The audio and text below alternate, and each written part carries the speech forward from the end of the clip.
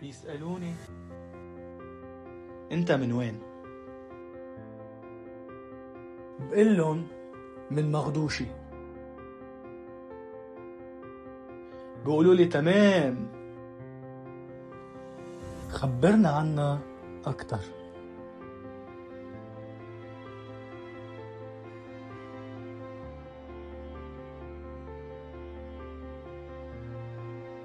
خبرن عن مغدوش الفن والثقافة.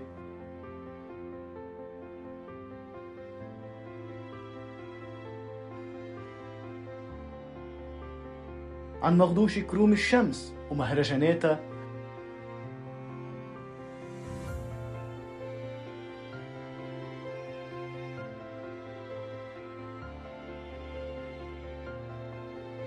عن مغدوش الفرح والحياة.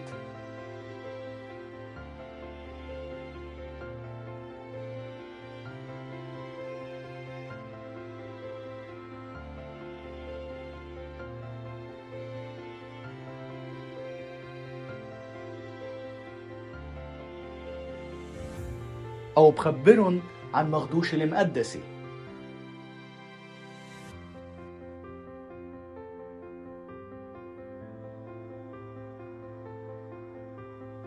بلدة العذراء مريم.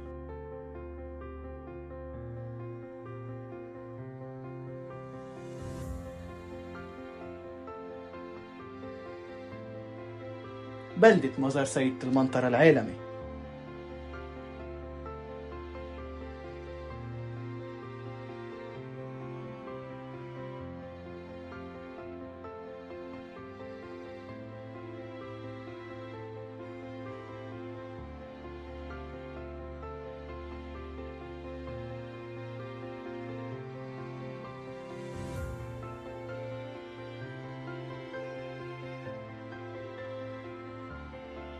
أو بخبرن عن مغدوش الأصالة والتاريخ. مغدوش الحجر. مغدوش القديمة.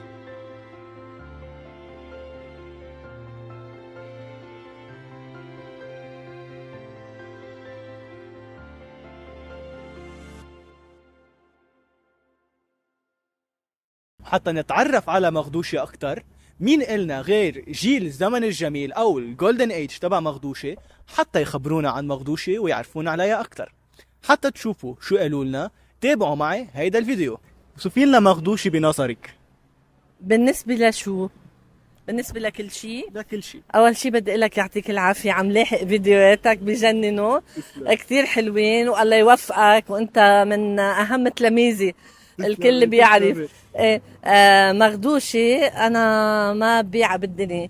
مغدوشي كل شيء بالنسبة لإلي، إن كانت اقتصاديا مع إنه هلأ الحالة منا كتير يعني، وإن كانت على الصعيد الثقافي، وإن كانت على الصعيد السياحي، وعنا كتير اشياء حلوة بمغدوشي.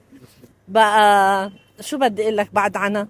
يعني صباياها بجننوا، الشباب كمان، عنا نسبة معلمين كتير عالية، وعنا مسؤولين واصلين كتير، وعنا اهم شيء الجيل الصاعد اللي هو ان شاء الله بيهتم بحاله، ان شاء الله بصح له ظروف مثل اللي صحت لكم. مغدوشة فيها أحسن ناس. مغدوشة فيها الكنيسة، وفيها القداس، وفيها أسامي كتير. 100%. في محمد وفي مصطفى وفي الياس. مظبوط 100%. مغدوشة أكتر شيء بحبوها الأغراب. مغدوشة من القرى، قرى الأحباب. مظبوط. ومغدوشة بتحب الشباب الصغار، والله يخليكم يا شباب. مغدوشة هي بلد كتير حلوة، محبوبة من كل الجوار ومن العالم كله.